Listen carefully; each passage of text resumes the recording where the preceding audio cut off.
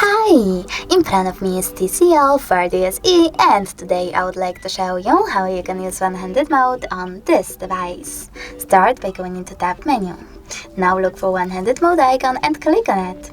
As you can see, one-handed mode is now on. If you wish to change placement of it, click on this little icon with an arrow, and if you wish to go back, click on the blank area. You can also go into settings, scroll down and choose advanced features. Then select one-handed mode, change size of your little screen, and enable one-handed mode if you're using gesture navigation by tapping on this switcher. Thanks so much for watching. If you enjoyed this video, don't forget to leave a like, comment, and definitely subscribe. Bye!